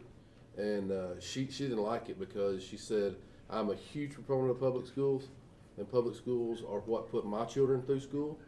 And she said 2 of my kids graduated West Point, so public schools did them a favor, and got them ready for the real world. So it's just kind of a different viewpoint when you get across the West Tennessee, but we're all kind of on the same lines with this. All right, appreciate the discussion on that. I'd like to move on next to item number 9, Boardsmanship Code of Conduct 12021. It was discussed, we had discussion during our committee meeting about this particular policy, and it was suggested that maybe this is an oath that needs to be signed by each board member. And so that was brought up by Mr. Howard, so we want to give him extend him the courtesy of having that on our agenda tonight for discussion. So we can have discussion, or we can entertain a motion if someone would like to make one. Mr. Chairman, I'll do that. I think we had a really good discussion in our work session right there. And I think there was good suggestions to wait till next month and see what Mr. D can present to us about a format to sign something right here. And I'd make that motion that we postpone this till next month. Okay, so Mr. Howard, is your requesting to table this till next month? Yeah, you can use that wording. Okay, all right. So, any other comments, thoughts on that? Okay, so, item 9A is will be tabled to be on the agenda for next month's, meeting. We'll make sure that we have that information in our packet before our committee meeting. We can have discussion there, and then we'll bring this up again on the agenda. Mr. Chairman, does that take a second and a vote? Not to table. Does that take a second and a vote? Not to table, I don't Not think to it does. table. I don't Not to think. table. But I can look it up if you want. No, not if everybody's in agreement. If everybody's in agreement to table, we're not gonna look it up, but if we need to look it up on Robert's rules, I'll go there and do so. I'm fine. Okay, all right, so we're gonna table that till next month. That takes us to our next agenda item, that's item number 10, discussion on possible school in District 3. Again, Mr. Howard, you brought that up, so how would you give you the opportunity to speak to that? Well, thank you once again, Mr. Chairman. I just tried to do what the public asked me to do, and I had a comment asked to me while, just to be quite honest with you, why I keep pushing for Centerview to be open back up, and they said, why not down in Cherry Creek down there? I said, well, I'm in agreement with both of them. I said, I love our community schools. I love our smaller schools. For me personally, I think there's an opportunity for our smaller schools, elementary size, to give better attention to students that could possibly be overlooked in the numbers, if there's possibility. So this falls under the guidelines, if I'm correct, about the school board's decision. But once again, I just open this up for discussion. I don't foresee any action being taken on it, but just discussion. Okay, all right, so we'll go around the table, see if who has thoughts on that. Ms. Fowler, I'll start with you. All right, Ms. Fowler needs me to come back to her. I'll go to Mr. Hickey. You're District 3, so you can speak to that. Yeah, I mean, just trying to think back as far as, what was the last one, like Board Valley? Would that been one that was there? Yankeetown, yeah. So, you know, I'm in agreement that it could be a good thing, but as far as, you know, just as we've had, like in Simpleview, you know, as far as having enough students, funding for that, I've not really looked into that, so I'm not saying it's not a good thing or bad thing, but I mean, I would not, I guess I don't really feel that we have enough to make that happen as far as. Can I say something, Mr. Chairman? Sure. I received this request from Mr. Howard. I did a little initial number crunching on that.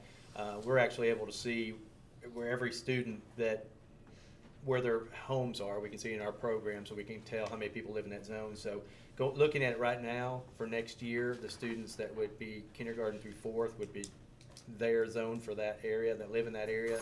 There's 189 students in that zone. And not all 189 of those students go to Finley, which is where they're zoned, for a number of reasons. We allow, if they have 2 parents that live in separate zones, you can go by the address of another one. We have employees that live in one zone to go to a different school because they work there. We have people with hardships, or if you lived in one zone and you moved to another, you're able to stay at your previous school. So special ed situations, some students go to different schools. There's a number of reasons why people around the county live in one zone, go to another school. But right now, there's only 189 in that zone totally in District 3, and a large number of them don't go to Finley, for which they're zoned. So, you know, I wanted to share that with you, so as you think about your thoughts on the subject, that was just some initial numbers that we looked at when we looked at this discussion. Okay. Ms. Fowler? I'm not against it at all. Of course, I love our little small schools. How many students are at Dole? 300, yeah, 312. 312.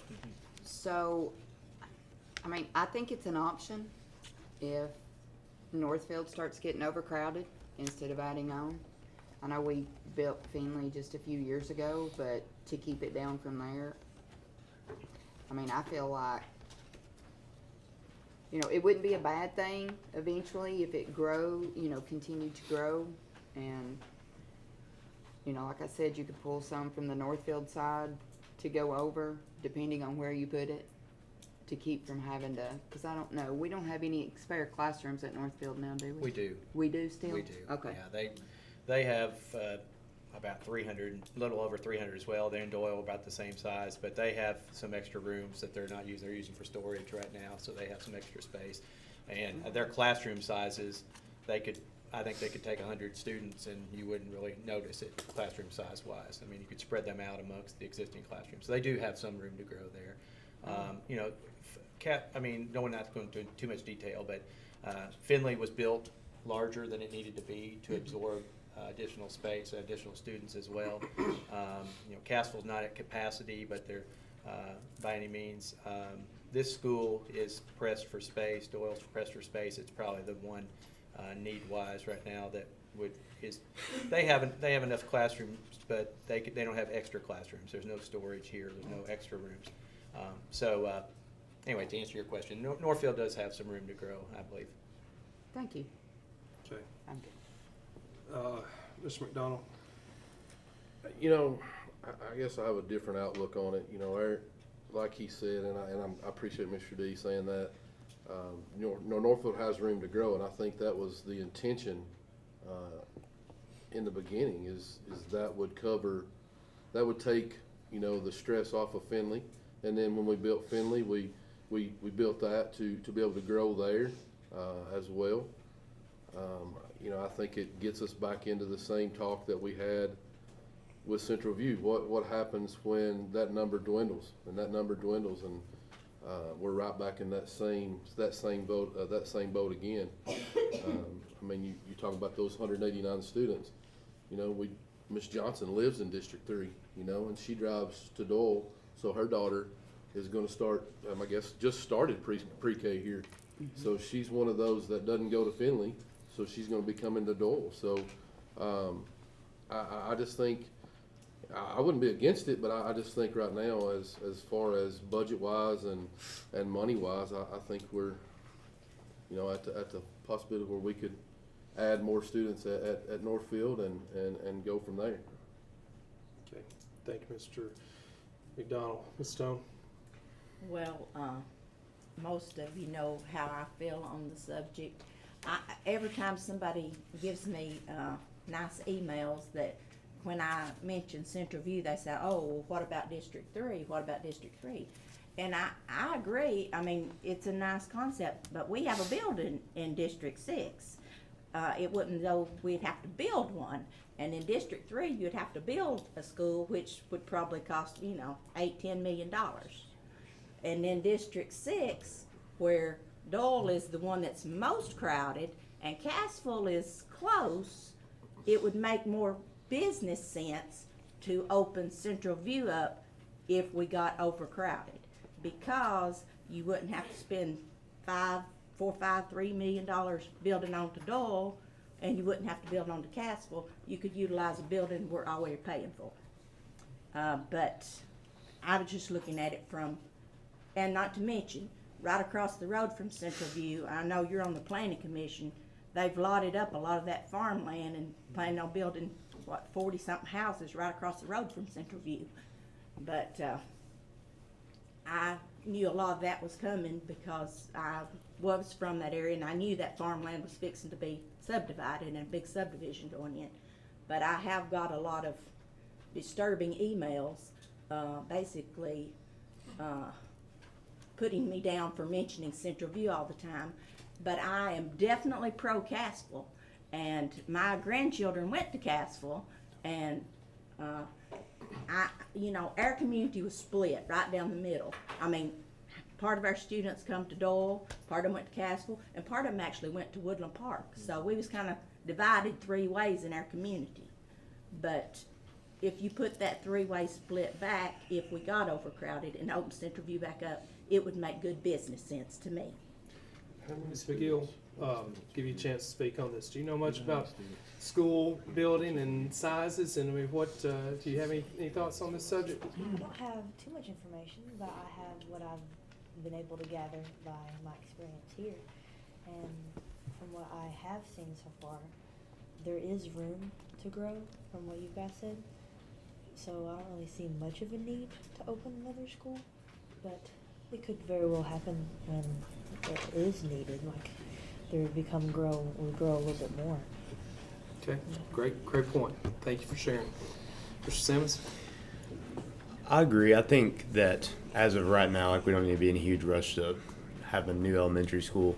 But I mean, I trust that the board, you know, this is my last year on it, I guess, until I could actually become a member potentially later on. But I trust that whoever's on the board will, I mean, watch the growth patterns and watch people moving in, and then you'll have that time to plan, you know, enough time to plan and either build a school or reopen Central View down there or whatever. I think I trust the board that they're not going to let our schools get overstuffed because they love the kids too much. Thank you. Thank you for that comment. Mr. Howard, I don't think I gave you the opportunity to speak on your subject. Thank you, I appreciate that. We've just started in the conversations here of what if, and nobody knows the future. And it's hard to sit on a planning commission and you see a farm sold and they're gonna put 40 houses. They've already said they're gonna build 40 houses right there in front of Central View. Another farm down on that would be the south side of 70 right there is fixing to be split up in 150 lots put in it right there. And we've already seen the you know, just the flood of housing already being built here. And to say that we don't need to start talking, I think we would be negligent in our responsibilities. We need to start talking what could happen in the next 2, 3 to 5 years. Because if you start planning on doing something right now, it'll be 2, 3, 5 years down the road, probably before we could get it finished.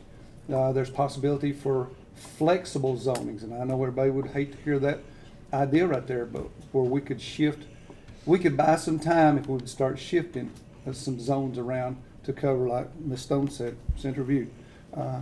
Dole, I love Dole, I love Central View, I love Cassville, I love all our schools. But you know, to be realistic, to be good stewards of our dollars, our taxpayers' money, I think we would be negligent if we don't start talking about it right now. So this is a good place to start. I would like to see a task force or subcommittee formed, Mr. Chairman, to start studying, to start passing this information on, because, you know, people on the planning committee know things ahead where we hear second, third-hand knowledge, or we say, hey, that farm sold. What's happening there? And you come through and they're staking out 150 lots, you know, or 40 lots. And you're going, wow, you know, why didn't we know about that 6 months, a year ago? Yeah. So at the best you can do is stay behind a little bit, but I hope we can get ahead of as much as we can here. And I would really like to see a task force combined on the maximum amount of students are present and what we've got planned for growth for adding on to Dole here. I'd love to see Dole be added on too. And justifiably, but feasibly, financially, if we can shift those numbers around and save some money and start planning for the future again, I'm all in favor of that too. Okay, so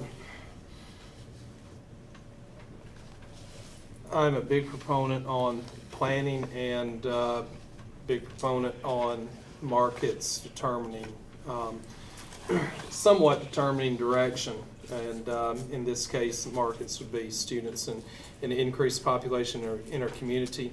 And as we learned back last fall by Mr. Bennett, you know, strategic planning is part of our responsibilities. A school in any district, a new school in any district, and even reopening a school that's already existing, that would be we would have to approach that in a way, in a very strategic way, and part of that would come with planning. So maybe between now and next meeting, I'll talk to discuss it with Mr. Strombarger, and we'll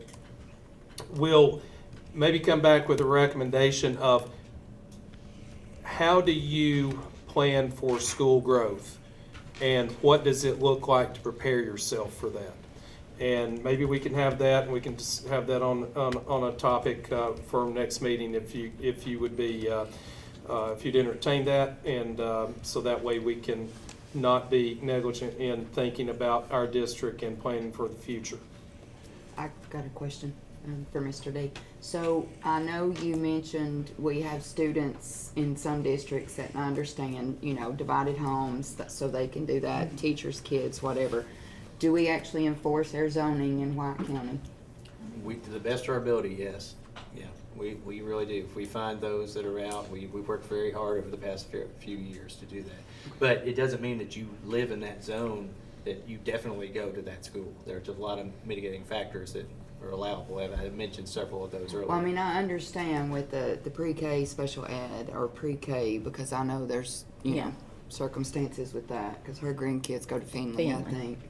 And of course, they're all the way down in Central View, and with parents and stuff. But I mean, so if they don't have a certain circumstance, are we trying to enforce the zoning Absolutely. for them? Okay. Absolutely, and we've worked really hard with out-of-county folks as well. And Now, so, how do we choose where they go? I know this is probably off subject, I'm sorry. Yeah, we're getting off subject just a little bit, but you can finish your thought.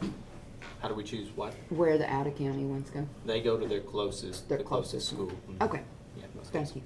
you. And just to finish, I want to say, I'm not against having another school anywhere in our district.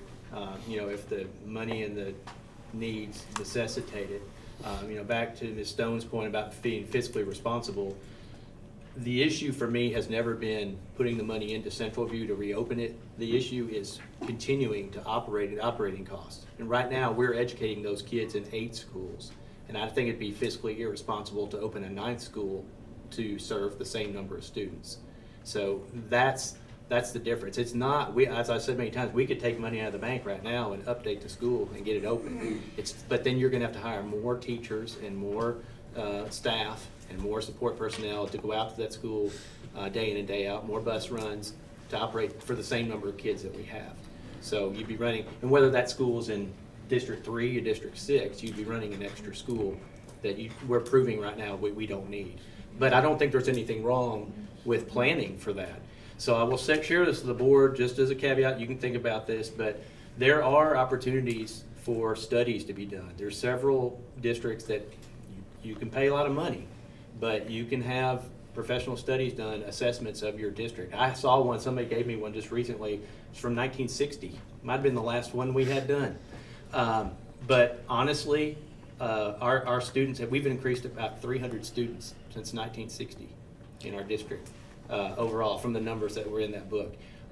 But things are changing, Right. and houses are being built, and we understand that. So it may be a time that our board wants to look at that. If we go into the budget cycle, that might be something we budget for. I mean, when you're talking, you can pay up to nearly $100,000 depending on how in depth you want to go. But they will study every aspect of your facilities, although I think we already know what most of our needs are there. But they'll investigate your demographics. They'll look at where houses are being built, trends, markets, all those sorts of things, and help the board develop a plan as to where is the next school. Is it in Central View or is it in Board Valley? It'll help you determine those needs. I think we have a lot of those answers already. I don't know that we need to pay $100,000 to have that done. That's what I was gonna say. But I am saying that that's an option. But I do want to be on the table. I'm open to whatever our district needs. I think right now, though, we have built room to grow into some of those changes right now. Okay, so. Could I reiterate something? Like you say, if they're building these houses, most of the people that they're building these houses for are not already in the county. They're people that's coming in here mostly, and so I'm looking towards the growth. And like you say, some of these people moving in might be homeschooling, maybe wanting to use those vouchers, who knows. But if we're building all these houses and the real estate market in White County is booming, most of these people are coming in here from other places. So I think we have to be realistically looking at people moving into our county, because they're moving in here all the time, and we're not hardly building the houses fast enough for them to get here, because the people in the real estate market's begging for houses to sell to people that's wanting to come in here. And I think in order to be, like our attorney said, we need to be looking into the future. We've got to be thinking about these people that's coming in here and this subdivisions and where they're going. I know out on Duck Pond Road and out in the Browntown Road area, I mean, they're putting a ton of houses in there too. I mean, it's just, we've got to, like you say, but we pretty much on this board know where a lot of the, you're on the planning commission. I mean, you should have a forethought of where a lot of these places are gonna be booming. And I don't think we need to spend $100,000 if we can stay in touch with the planning commission. All right, so that's good discussion, but I think takeaway from this is the question is, takeaway is how do we plan for school growth? So look for an opportunity to work that in on agenda upcoming meeting. So appreciate your comments on that. Next item, we're going to move on to item number 11, which is discussion of public comment procedure policy 1404, definitions, lines 16 and 17. Mr. Howard, you also asked for that to be on the agenda. So how would you? What discussion do we need to have on that policy? Thank you, Mr. Chairman. I hope to not drag this on right here. First thing on our 1404, I would like to look at lines 14 and 15, and where it says there should be a public comment period for each meeting, which actionable items on the agenda, with the exception of teacher disciplinary hearings, comments will be limited to topics listed on the agenda. My goal is, and what we've already discussed tonight, that there's a lot of things happening at the federal, a lot of things happening at the state level, that we want to make sure the public's aware of it. And what better way to make sure that the public gets their ideas heard, or our ideas to them heard, as to open up our procedures for them to come and talk to us. So my goal with this on the agenda is to remove any of the germane items, like the comments shall be limited to topics listed on the agenda, and open it up to anything that pertains to the school system would be discussed. And we can change the wording in that line 14 and 15 simply by cut and paste, or add to just a little bit. But that's my goal, to see that we opening up our public comments to anything that pertains to the school system and not limited. All right, are you making a motion, or you just, what action do we need to take? Well, I'll put it in a motion that we change the wording of lines 14 and 15 to make it where during the comment session from the public, that they can discuss anything pertaining to the all the rest of our rules and guidelines, not eliminating anything else, except that it doesn't have to be germane to anything on the agenda, that they can discuss anything in the public system. And I've talked with TSBA. They've given us several different options to do that with, but first of all, I'd just like to see if that's interest of the board. All right, all right. I just want to make sure I'm clear on what it is that I'm sharing with the rest of the board. Okay. Are you making a motion to remove the comments be limited to topics on the agenda, that be stricken from the policy? Is that your motion? Sure. Okay. All right, I have a motion to remove on policy 1404, have a motion to remove the sentence, comments shall be limited to topics listed on the agenda. I have a motion. Do I have a second? I'll second it. Okay, I've got a motion and I've got a second. I can I ask a question? We have discussion. Okay, thank you. So, when you want that removed completely though, I thought you was wanting it to kind of say comments shall be school related. We can add that to it. But you're still, okay. That's Well, all I somebody will have to make an amendment to, there will have to be an amendment to that motion. Mr. Chairman, can I make a comment? Sure, Mr. McDonald. Looking at that, the Public Acts of 2023, the public chapter number 300, Mr. Diaz had pulled up here, in section 1, talking about public comment, says the governing body shall, for each public meeting, reserve a period of public comment to provide the public with the opportunity to comment on matters that are germane to the items on the agenda for the meeting. I'm not for sure that we can take that out. I don't, I mean, that's state law. I'll point out to the board, if you look in line 13 where it says public comment, meaning that notation with that 2, that corresponds to the bottom. It shows the TCA reference. It'll show the law that corresponds to that. So if you ever see one of those notations, just want to point that out to the board. So that's where I looked that up. But it'll actually, when you see those notations, it actually refers to the law and based on which it was created. So just want to make that note for you. And what I read was right off of the public chapter right there. So I'm just not for sure that we can make that change to that policy. Did you have Can I- something with Yeah, DSP? can I respond to Yeah, Mr. McDonald's yes. question right there? I made the same question to Ben Torres right there, and I'm not trying to quote him. If y'all have any doubts, we can wait until we get this confirmed. You all can get this confirmed with him. But he said as long as you leave in the first sentence there should be a public comment period for each meeting with actionable items on the agenda. That would fulfill the statutes of that law. But he said the second one, you could word many different ways, you could take the whole sentence out, or you could add to it, shall not be limited to only the topics on the agenda, but shall allow anything related to the school system, or you can say related to the public education. You can word that any way you want to, but my intent is just to see where the board would be interested and willing to do this first and foremost. And, Well, we have the opportunity to determine where the board is gonna stand on that, because we have a motion, we have a second about this. Any modification policy would have to go through two readings before it could be changed, give us a chance to explore it a little bit further. exactly. Mr. Hickey, do you want to comment on that? Yeah, just reading line 14, if you leave that in, and then 15, you take it out.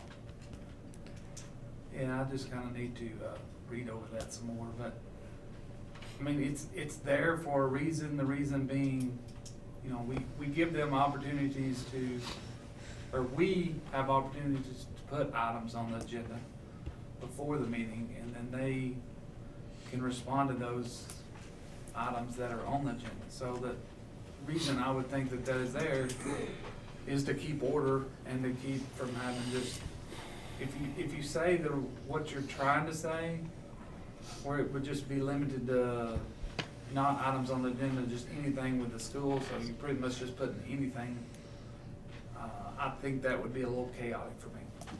Okay, Mr. Simmons? I think the same thing. There are proper avenues, like people aren't silenced. It's all right here. This is available to anyone who wants to read it. But there's a way to get something on the agenda. I mean, that's why we have board members for each district. There's a, it's like a pyramid. You get your way up to you have to go through the different, you know what I'm saying? It's I think that being able to just come in here and bring something up that may not have even been brought up to your own district's board member or ever mentioned before is just asking for not what we want to see in here. Thank you for the comment. Ms. McGill? I gotta say that they took the words right out of my mouth. I was thinking you could just very easily get off topic if it was in a very broader range there. And like he said, they have the option to ask to put it on the agenda beforehand, right? They do have the option. There is ways for the public to speak on something they want to talk about. The policy does speak to that. There's ways that can happen, correct. So if they had something very specific they wanted to talk about, they could make a motion to put it on the agenda, right? Yes, ma'am, they could. So that would give them an avenue. So, yes, ma'am, it would. Yeah.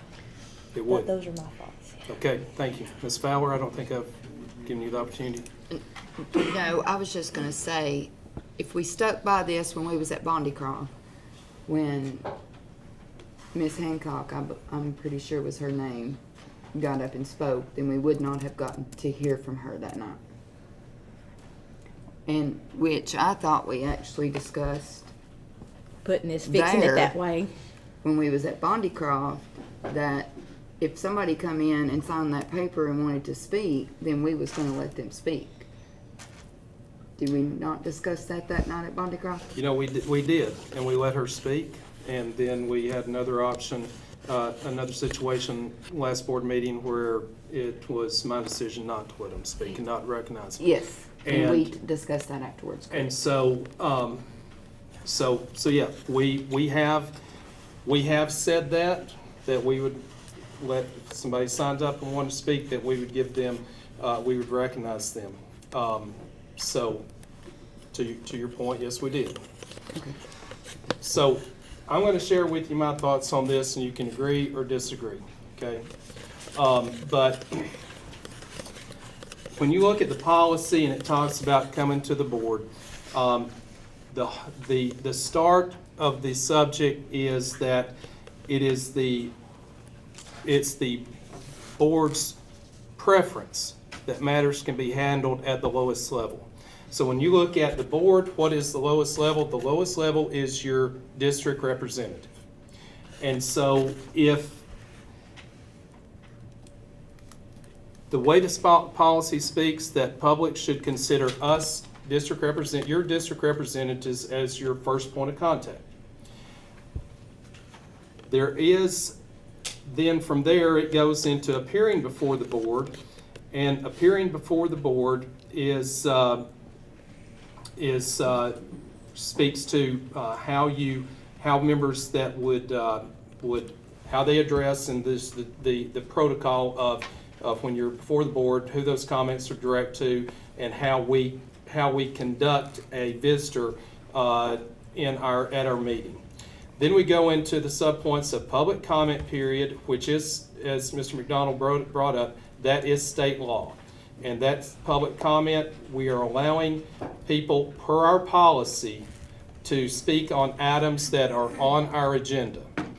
Now, for me, it makes sense because if a member of the public wants to come in and speak to something on our agenda, then I am prepared, I should be as a board member, I should be prepared to be able to to have discussion on that subject.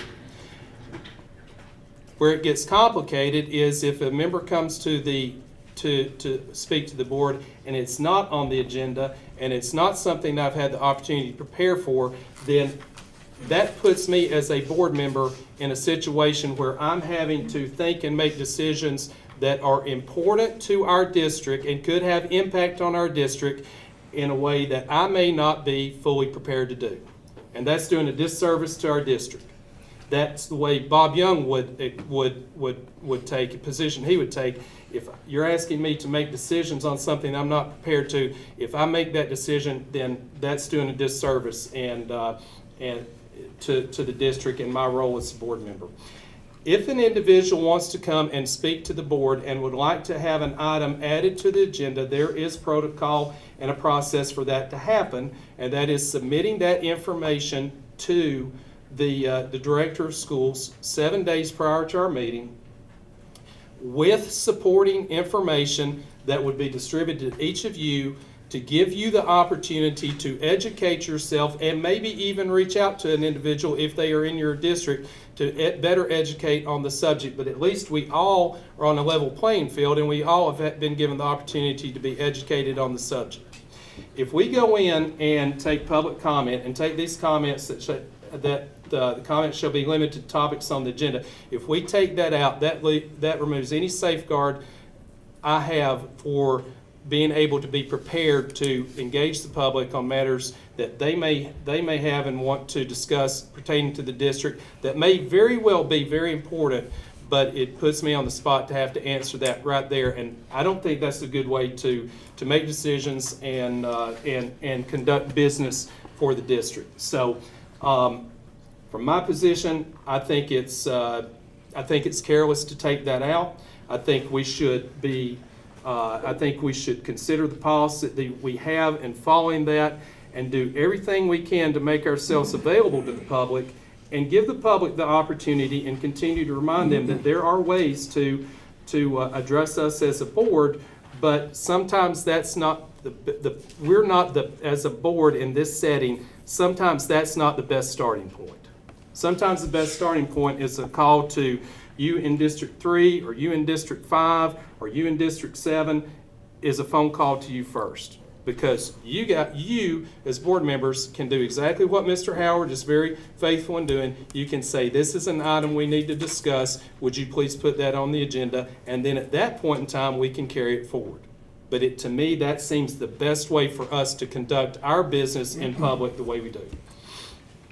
So, that being said, we have a motion and we have a second on removing comments shall be limited to topics on the agenda. Strike that from policy 1404. Can I make a So- clarification before we proceed I'm sorry, to the vote? go ahead. May I make a clarification? Yes, sir. I'm sorry. I think what y'all are confusing this with people that are wanting things on the agenda and going through proper procedures right there. This takes nothing away from that right there. This is strictly about comments. And during the comments right there, we can't even legally take any action on it. We can't even legally speak to what we would do about it. All it is just listening. And there's nothing wrong with just saying, hey, that's a good comment. We'll see about it. We'll see into that. That's all that, and I've asked TSBA this several times right there, and they said there's many school boards across the state that have taken that germane to agenda items off of it and just allowed people to come up and make comments. So I don't understand why you would think that that would be so threatening. Since we don't have to take any action on it, we just have to listen to them. So if someone thinks that this is the preferred setting for them, that they want to make their comments, or they want to call their school board, or they want to call the director whatsoever, why should we take this setting away from them and tell them, no, you can't speak? It's like the lady last time, you're taking my freedom of speech rights away from me. And I agree with the people. I agree with the public there. So if we want the people to listen to us, I think we ought to listen to the people in whatever setting they want to use. But it does not conflict with consent, and it does not conflict with comments, and it does not conflict with agenda. It's three separate items, and this is just to make a comment.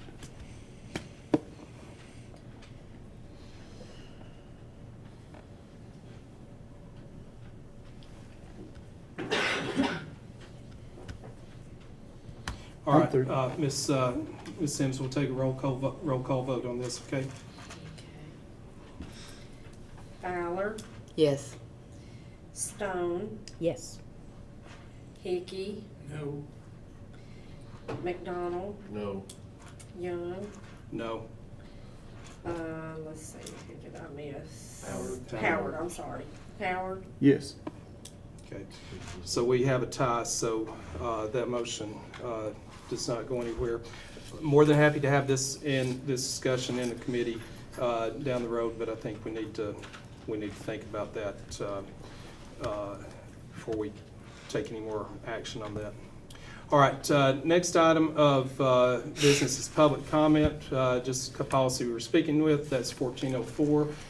No one signed up for tonight to speak on agenda items for tonight's meeting, so we'll move on to new business item. New business item, approval of M&B Timber Management to cut trees or have access to trees from school-owned property, school board-owned property. We have passed this before on with another vendor. We would just be coming back and cleaning this up to allow this new vendor to come in and do property tree cutting for neighbors that have adjoining property with us. So this time I entertain a motion for approval for allow them access to through school property. So moved. Motion by Mr. McDonald. Do I have a second? Second. Second by Ms. Hickey. Any discussion? Okay, hearing none. All those in favor signify by saying aye. Aye. Opposed? Motion passes. Next item on the agenda is old business. There are no old business items on our agenda, so that leads us to chairman's comments. Next. Sorry. Yes, sir. I did forget one old business that we had from last week. We were going to, not to put on this one, but we need to put, the supervisor or the, director's evaluation. We were gonna work together to kind of revamp that We talked about it last meeting. Okay, Not, yes. nothing to do this meeting. We do have a time period where, we work with the director to come up with an evaluation for him, under his new contract terms. So, we will be working together to try to pull that information, and then we can discuss that. We'll try to have that on the agenda, probably committee, item next month. So, thank you for bringing that up, Mr. Cheek. Okay, so chairman's comments. Our next board meeting is February 8th and that will be at Finley Elementary. We'll have a committee meeting at 5, regular board meeting at 6. For those of you that are not, those of you that are not running for re-election this cycle, your conflict of interest statements are due on January 31st. If you are running for re-election in this cycle, then your conflict of interest statements are due Monday the 15th. So be sure that you're aware of that and take care of that bit of housekeeping. So this time I'll move to for meeting adjournment. Do I have a motion? Mr. Young, I'm sorry? One thing to add to your chairman's comments. February the 12th and 13th, TSBA is hosting a legal and legislative institute where they go over what's going on, and there will be lawmakers there. It's at the Franklin Marriott, I believe, and it's the 12th and 13th. Starts at noon on the 12th and ends at noon on the 13th. Okay.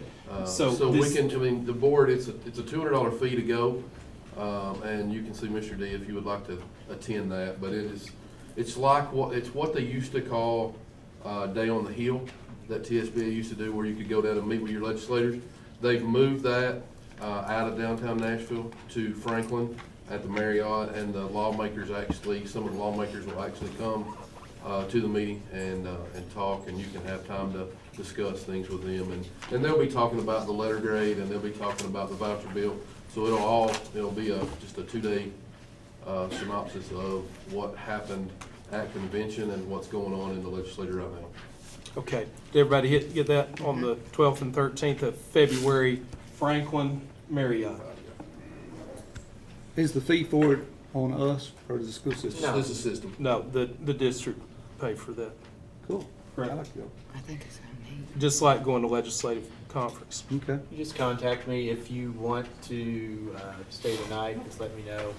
We can set up arrangements for that, but just let me know as soon as you can, because I know about the availability of rooms and such. Okay. Thank you. All right. So thank you for that, Mr. McDonald. Appreciate you getting that in. So now can I entertain a motion for adjournment? So moved. Have a motion by Mr. McDonald. Have a second? Second. Second, Ms. Fowler. All those in favor say aye. Aye. All right. Yeah, everyone have a good evening. Thank you. Here's those signatures.